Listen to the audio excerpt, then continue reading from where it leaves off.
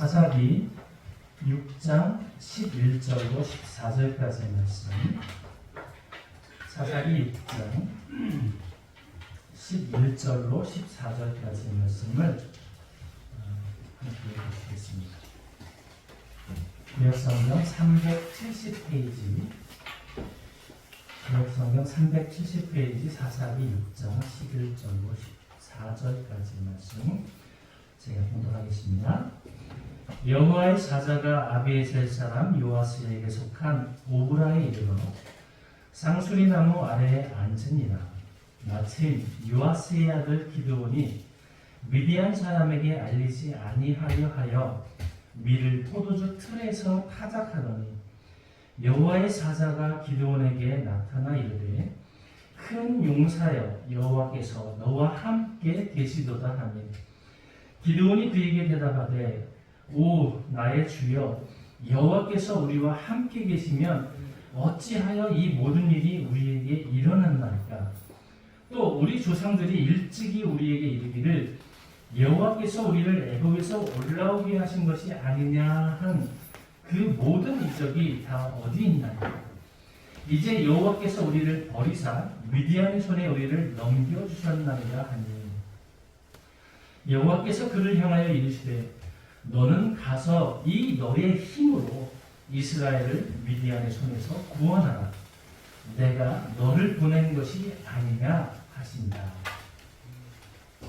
아멘. 아멘. 주일학교를 다시 말씀이 끝나면 아멘 하시는 장로님가 되실 줄 믿습니다. 아멘. 할렐루야. 네, 오늘은 내가 너를 보낸 것이 아니냐라고 하는 말씀의 제목으로 오늘 추수감사주일을 좀 나눠보려고 합니다. 여러분, 추수감사주일이면 한 것이 풍성하고 정말 넘쳐나 남아도는 그런 삶이 되시면 참 좋겠습니다. 네, 할렐루야, 아멘 하시는 그렇게 되시기를 축복합니다. 그런데 추수할 시기에 사사시대죠. 사사시대에 추수를 해야 되는데 추수하면 정말 기쁨이 있고 많은 것을 기대해야 되는데 기쁨이 없는 시대가 있었어요.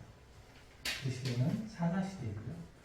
오늘 본문의 주인공인 이 기드온이라고 하는 사람이 살고 있는 그 때입니다.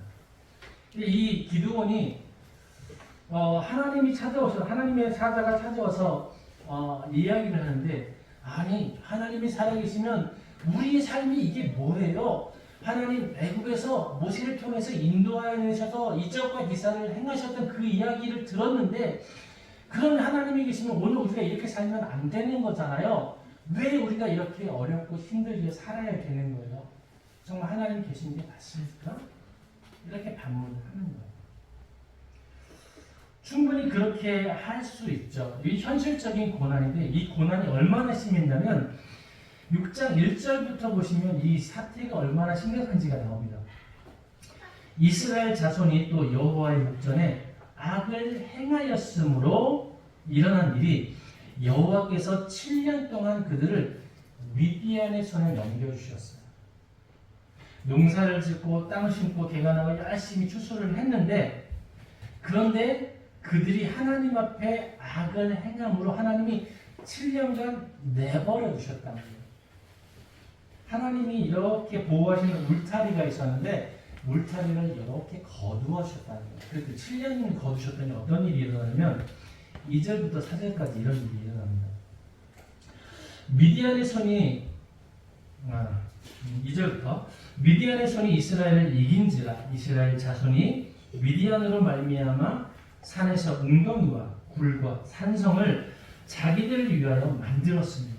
그러니까 자기가 사는 곳에는 아무것도 할 수 없이 조용히 숨어서 남모르게 산에서 동굴을 만들고 웅덩이를 만들고 그리고 남의 이목을 피해서 조금씩 자기들을 겨우겨우 자기들만 살아가는 그런 지경에까지 이르게 되었다는 이야기예요. 모두가 자기들을 위해서 살려고 발버둥을 치는 모습이 2절에 그대로 나와 있습니다. 근데 그 원인은 미디안이 이스라엘보다 강성하게 됐다는 거예요. 이유는 그거예요. 옆에 있는 사람이 저 사람이 나보다 더 잘됨으로 인해서 그 사람이 나를 핍박하기를 시작해서 내가 그 사람의 핍박에서 벗어나려고 자기를 위해서 굴과 은경이와 하는 것들을 준비를 하기 시작했다는 거예요. 그런데 어떤 상황이 되냐면 이스라엘이 3절에 파종할 때면 추수를 해서 이제 거둬들일 때만 되면 미디안과 아말렉과 동방 사람들이 치러 올라와서 이스라엘 백성들을 치러 침략이 들어왔어요. 그리고 진을 치고 가사에 이르도록 토지소산을 멸하여 이스라엘 가운데 먹을 것을 남겨두지 아니하며 양이나 소나 나귀도 남기지 아니하니.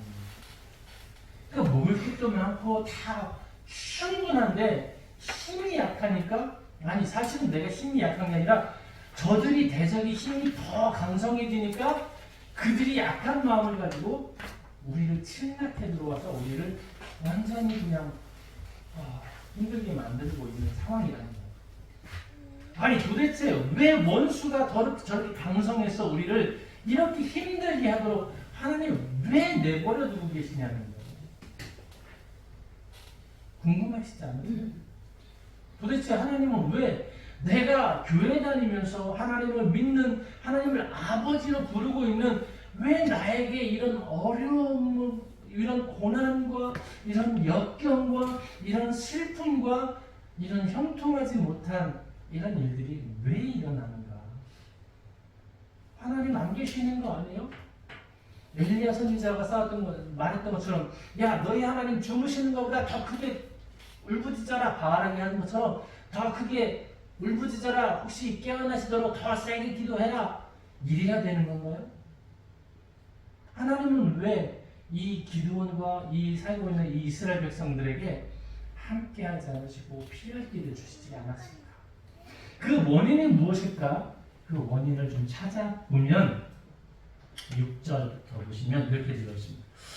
이스라엘이 미디안으로 말미암아 궁핍함이 심한지라. 더 이상 먹을 게 없다. 더 이상 살 수가 없다.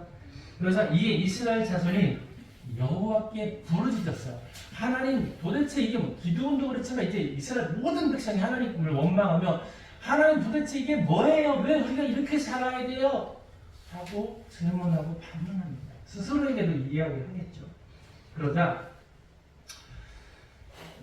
이스라엘 자손이 미디안으로 말미암아 여호와께 부르짖었으므로 하나님 여호와께서 이스라엘 자손에게 한 선지자를 보내십니다.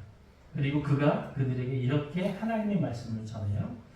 여호와께서 이같이 말씀하시기를 이스라엘의 하나님 내가 너희를 애굽에서 인도하여 내며 너희를 그 종 되었던 집에서 나오게 하여 애굽 사람의 손과 너희를 학대하는 모든 자의 손에서 너희를 건져내고 그들을 너희 앞에서 쫓아내고 그 땅을 너희에게 주었으며 그러니까 하나님은 충분히 500년간 애굽에서 종살이를 하고 있는 이스라엘 백성도 그들을 출애굽시켜서 약속의 땅 가나안을 주신 그 하나님이 이신데 도대체 지금 일어나고 있는 상황에 대해서 이렇게 하십니다.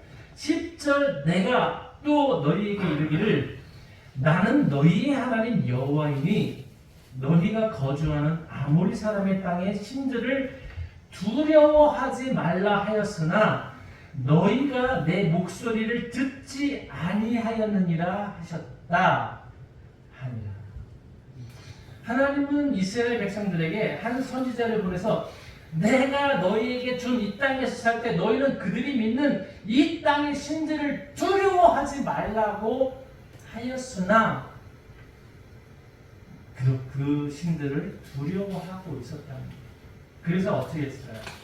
그 신이 두려워서 그 가나안에 있는 신에게 제사를 드리고 하나님 외에 다른 것을 섬기기 시작하고 하나님은 광야의 하나님인 줄로 착각하는 거예요. 이스라엘 백성들이. 그리고 그 땅에서 새롭게 농사를 지어야 되는데 농사를 잘해서 풍성한 수확을 거두게 하는 건 바알이라는 거예요. 아세라라는 거예요.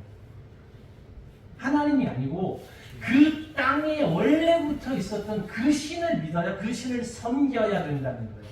그래서 이스라엘 백성들이 하나님의 이름을 부르지 않고 바알과 아세라의 이름을 부르며 그들을 두려워하는 거예요. 그들이 저주하면 우리가 거두어야 될 곡식이 안 될까봐, 양식이 조금밖에 열리지 않을까봐, 우리가 먹는 양식이 부족할까봐 그들은 두려워했다는 거예요. 그래서 어떻게 했을까요? 우상을 섬기기 시작하는 거죠. 그런데 이 불순종, 하나님 좀 너무하시는 거 아니에요? 하나님, 지금 내가 잘못한 게 아니라 쟤들이 너무 강성해서 내가 이렇게 피해를 보고 어쩔 수 없잖아. 이 땅에 강하고 이 땅에 강한 그 풍성한 수확의 신을 위해서 그 신을 섬겨 우리가 먹고 살 거 아니에요? 라고 반문하고 나름대로의 이유는 충분히 있었겠죠. 그런데요, 출애굽기 24장에 가면 이스라엘 백성들이 애굽에서 떠나서 3개월 만에 시내산에 도착해요. 그곳에서 하나님 모세를 통해서 이야기해요. 우리도 하나님과 이야기하고 싶어요 라고 백성들이 야오정을 하자 모세를 통해서 야 70명의 장로들 데리고 올라와. 그래서 모세가 아론과 그의 아들 둘 나답과 아비후와 70명의 장로를 시내산 앞까지 데리고 가요. 그리고 하나님이 그들에게 선포해요. 너희가 나의 백성이 된다면 하고 전제하고 하나님께서 말씀하시는 장면이 나와요. 출애굽기 24장을 제가 읽어드릴게요. 함께 보셔도 좋긴 할 것 같아요. 출애굽기 24장 한번 보시죠.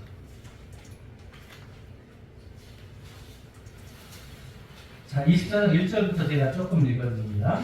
또 모세에게 이르시되 너는 아론과 나답과 아비후와 이스라엘 장로 70명과 함께 여호와께로 올라와 멀리서 경배하고 너 모세만 여호와께 가까이 나오고 그들을 가까이 나오지 말며 백성은 너와 함께 올라오지 말지니라.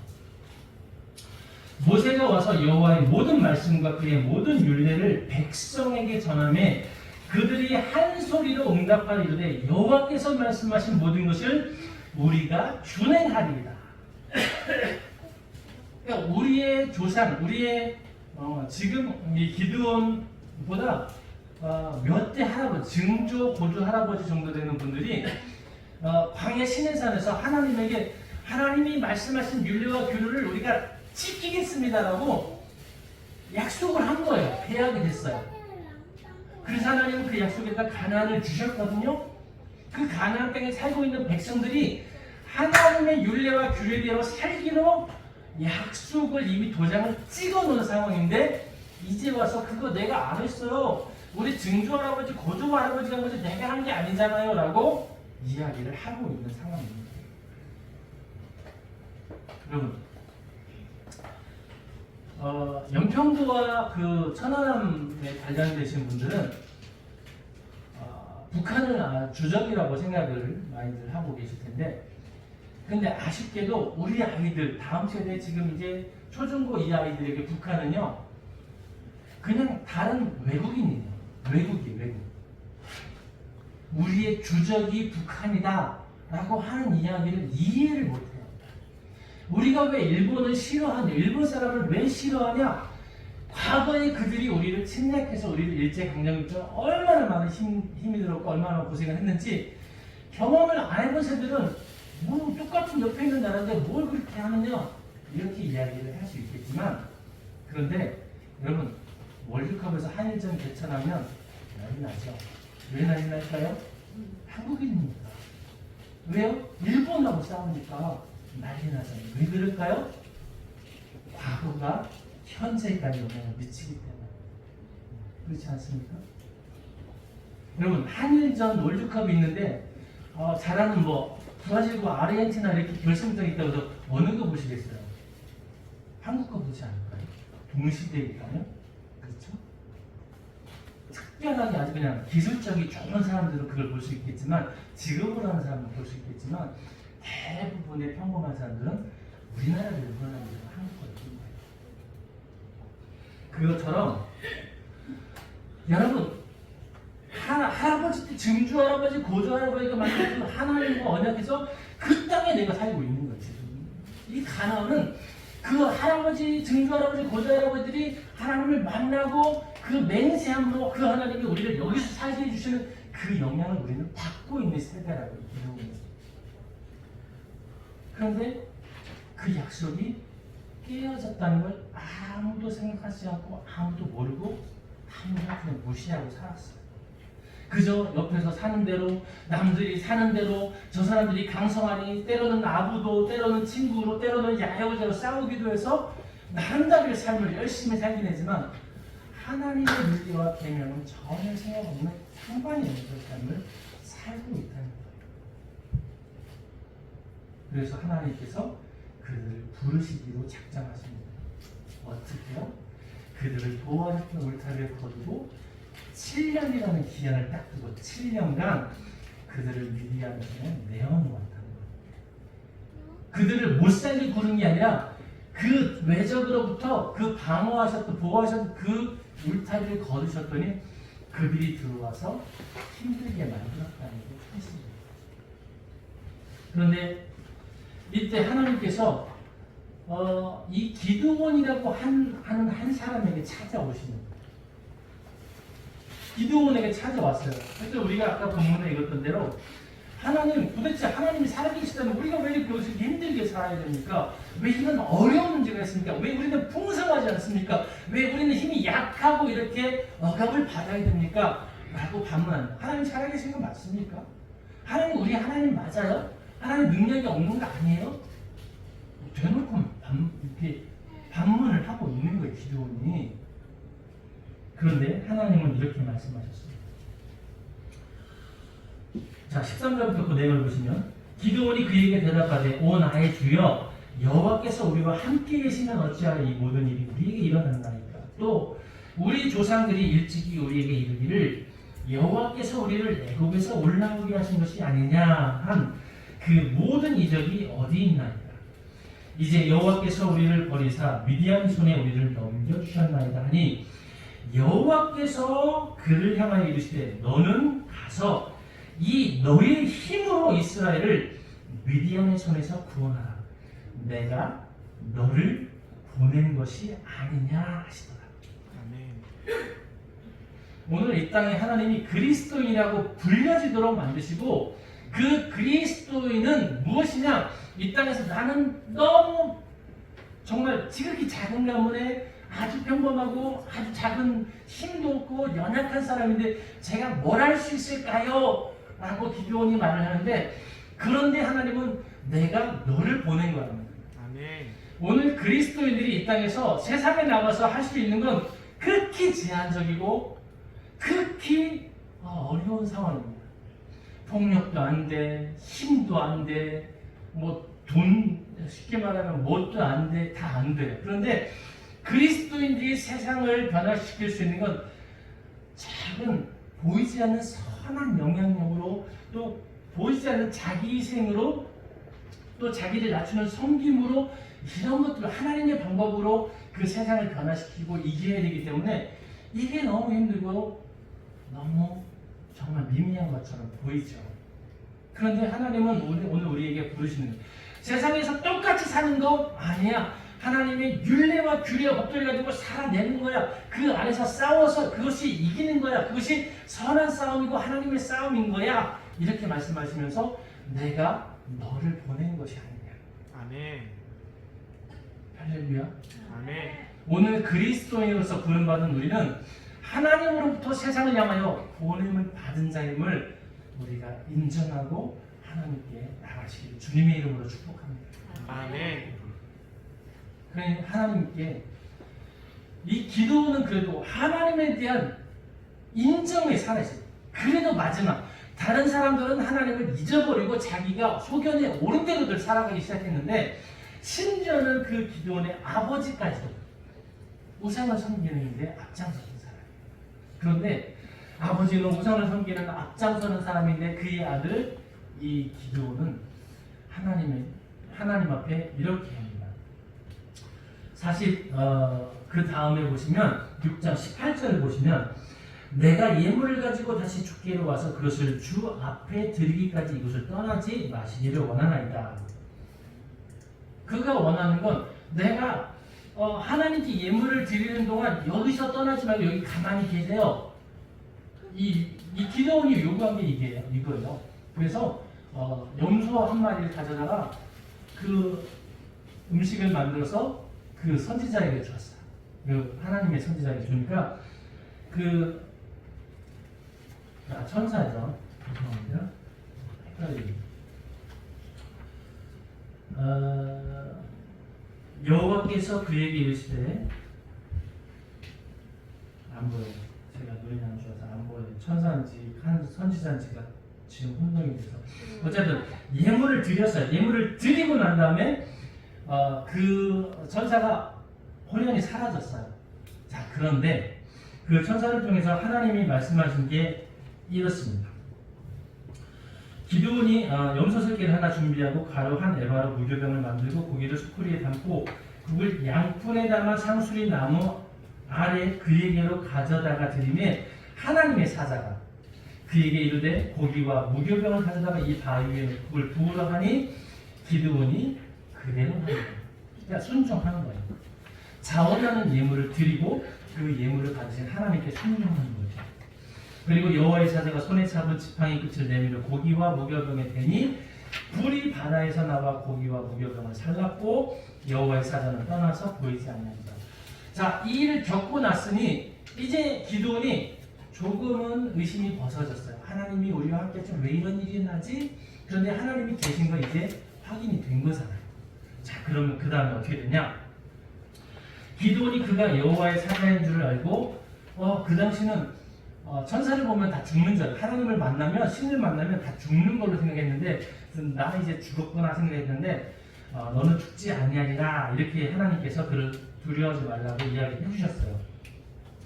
그러자 기드온이 너무 감사해서 24절에 여호와를 위하여 거기서 제단을 쌓고 그것을 여호와 샬롬이라 하였다. 죽지 않아서 여호와 샬롬 이렇게 이야기했다는 거예요. 그것이 오늘까지 아비에셀 사람에게 속한 오브라였더라. 그런데 문제는 그날 밤에 일어났어요. 와, 하나님 어떻게 이런 걸 요구하실까요? 보세요. 25절. 그날 밤에 여호와께서 기드온에게 이르시되 내 아버지에게는 수소 곧 7년 된 둘째 수소를 끌어오고 내 아버지에게 있는 바알의 제단을 헐며 그 곁에 아세라산을 찍고 또 이 산성 꼭대기에 내 하나님 여호와를 위하여 규례대로 한 제단을 쌓고 그 둘째 수소를 잡아 내가 찍은 아세라 나무로 번제를 드릴지니라 하십니다. 와, 하나님이 기드온에게 요구한 건 기드온이 다음날 사람들에게 맞아서 죽을 만한 일을 하나님 기드온에게 요구하십니다. 야, 하나님이 살아계시면 우리와 함께 하시면 우리가 어떤 이런 고난과 슬픔 속에 우리가 있습니까? 라고 하고 묻자 내가 너를 보낸 것이 아니냐? 너 내일 아세라상을 찍어가지고 그걸 불쏘시개로 해서 둘째 그 수소를 가지고 하나님께 번제를 드려. 하나님 이렇게 말씀하십니다. 세상에 이걸 누가 할 수 있겠어요? 아무나 할 수 있는 일이 아니죠. 그런데 역시 기드온도 힘이 들었나 봐요. 성경에 뭐라고 하는가 하면 이에 기드온이 종 10사람을 데리고 여호와께서 그에게 말씀하신 대로 행하되 그의 아버지의 가문과 그 성읍 사람들을 두려워함으로 이 일을 감히 낮에 행하지 못하고 밤에 행합니다. 그러니까 아무도 몰래 밤에 했다는 거예요. 낮에는 사람들이 와서 막 싸움 나고 막 이렇게 누가 뭐라고 하면 감당이 안 되니까 밤중에 남들 잘 때 10명의 종들을 데리고 가서 그 일을 행했다는 거예요.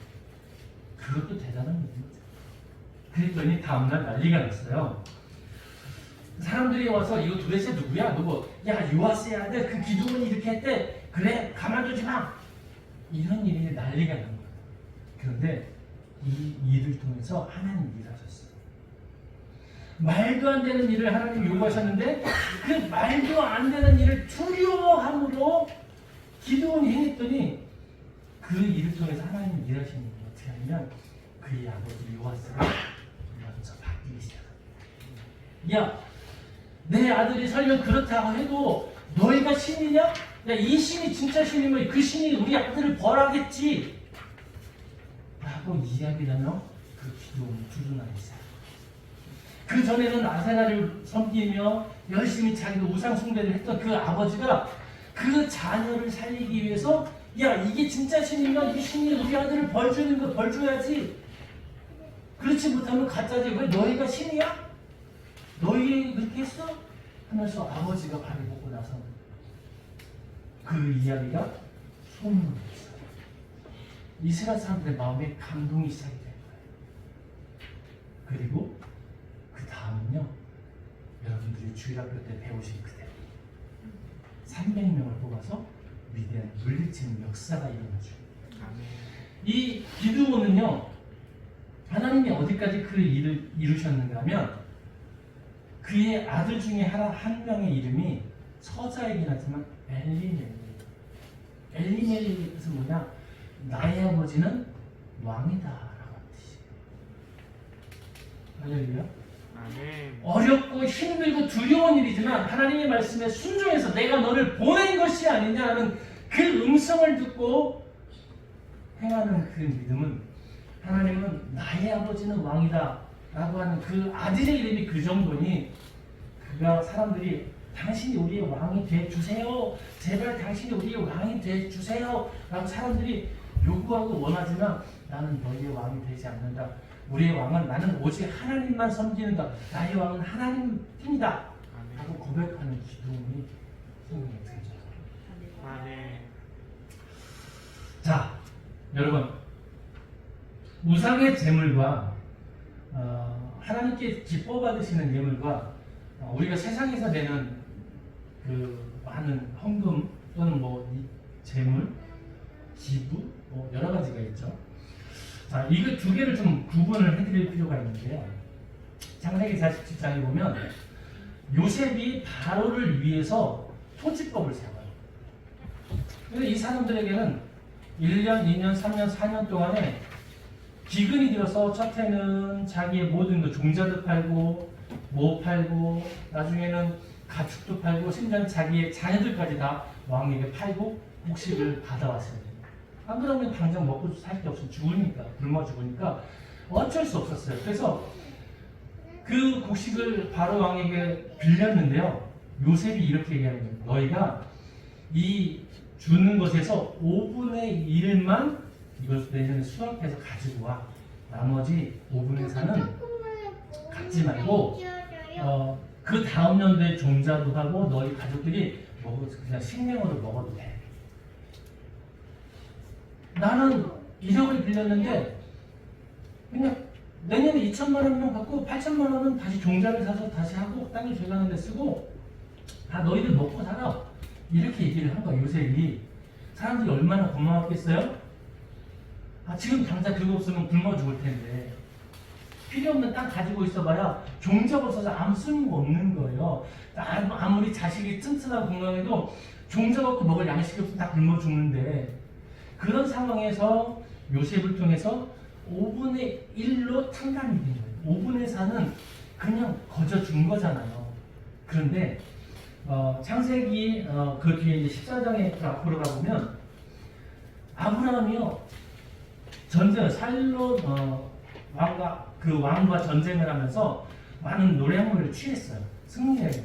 그래서 멜기세덱이, 하나님의 제사장인 멜기세덱이 딱 왔는데, 멜기세덱이 내가 10분의 1을 그에게 드리겠다, 하나님께 드리겠다 하고 10분의 1을 시레리를 드려요.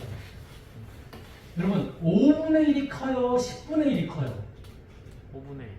10분의 1이 큰 거 아니에요? 5분의 1이 큰 거예요? 5분의 1이 큰 거예요. 5분의 1이 큰 것을 요셉이 주는데 사람들은 감사했어요. 왜요? 5분의 4가 얻어진 거예요. 근데 10분의 1을 멜기세덱에 주고 남은 아브라함의 것은 5분의 4와 2분의 1이 더 있잖아요. 더 많은 걸 남겨주시고 우리에게 주신 거예요. 10분의 1만, 야, 내가 너에게 100을 줄게, 10%만 나에게 갖고 나머지 10의 9는 네가 가져. 이게 하나님의 법인 거예요. 얼마나 감사한 일이겠어요. 자, 그럼 이 두 가지의 의미가 있어요. 5분의 4를 탕감을 받은 사람들은 아, 나 싫어. 나 5분의 1도 안 낼 거야. 라고 하면 어떤 일이 일어나는가 하면 그 다음에 종자를 다 빼앗기고 쫓겨나겠죠. 한마디로 불이행을 하면 자격을 박탈당할 수 있는 거예요. 왕의 소유니까. 그런데 나 싫어. 하나님에게 나 11일을 안 드릴 거야. 그래도 하나님 어떻게 하실까요? 아무 일이 없어요. 11일을 안 드려도 아무 일이 없어요. 이 두 가지 차이는 뭐냐? 하나님은 왜 이걸 요구를 하시냐면 5분의 1을 낸 바로왕의 토지법은 강제적인 거예요. 그러니까 의무적으로 내야 되는 거죠. 근데 아브라함이 멜기세덱에게 낸 그 12일조는 자원 예물이에요. 자기가 그냥 스스로 드리는 거예요. 강제가 아니라 구속이 아니라 자기가 자원하는 예물을 드리는 거예요. 그런데 예수님은 신약에 누가복음 14장에 이렇게 얘기를 하십니다. 한 이야기를 하시는데 부자와 나사로가 있었다. 얘들아. 근데 부자는 처음에 부자가 호의호식하면서 자기가 잘 먹고 잘 살았어. 근데 이 거지 나사로는 먹을 게 없어서 부자의 집 앞에 문에 앉아있다가 나오는 음식물 쓰레기를 먹고 얻어먹고 또 너무 상처가 심하고 개들과 함께 밖에서 정말 초라하게 지냈지. 근데 이 둘이 다 죽었다? 근데 이 나사로는 아브라함의 품에 들어오고 이 부자는 음부에 간 거야. 예수님의 설명은 이거예요. 여러분 이 부자와 이 나사로 둘 다 거짓 나사로는 둘 다 이스라엘 사람 하나님을 믿는 사람이에요. 그런데 부자는 특별한 이유와 설명 없이 음부에 가 있는 거예요. 왜 갔을까요? 가난한 자와 연약한 자의 이웃을 돌보지 않은 책임감을 행하지 않음으로 음부에 갔다고 예수님은 말씀합니다. 하나님을 믿는 사람으로서 하나님이 그 부탁하신 가난한 자, 부하와 과부를 돌보지 않음으로 자기 자신만을 위해서 호의호식을 했던 그 부자는 결국 음부에 가게 되었다. 하나님에게 자원하는 예물, 하나님의 율례와 그의 법도 안 지켜도 이 세상에서 아무 문제 없어요. 그걸로 하나님 마른 하늘에 벼락쳐서 나를 때리는 일은 결코 없습니다. 다행이죠. 그런데 죽음 이후가 달라져요. 여러분 이 세상에서는 아무런 문제가 없습니다. 그러나 내세에서는 누가복음 16장에서는 음부에서 그는 고통당하고 있다라고 기록하고 있어요. 내가 예물을 가지고 다시 주께로 와서 그것을 주 앞에 드리기까지 여기 계시면 내가 인정하겠습니다 라고 했던 기도는 그 작은 믿음으로 시작을 해서 그가 왕으로 사람들에게 추대를 받기까지 하나님은 그를 들어서 내가 너를 보냈다 이렇게 그가 얼마나 두려웠고 얼마나 의심이 많냐면 하나님 이 양털 뭉치에만 이슬이 맺히고 이 바깥에는 이슬이 없게 해주세요. 하나님 이번에 반대로요. 여기만 없고 나머지는 이슬이 가득하게 해주세요. 두 번이나 하나님을 시험했는데 하나님 그에게 확신을 주시기 위한 기도 응답합니다. 그리고 그는 확신을 가지고 하나님의 싸움을 싸우기 시작했다는 거예요.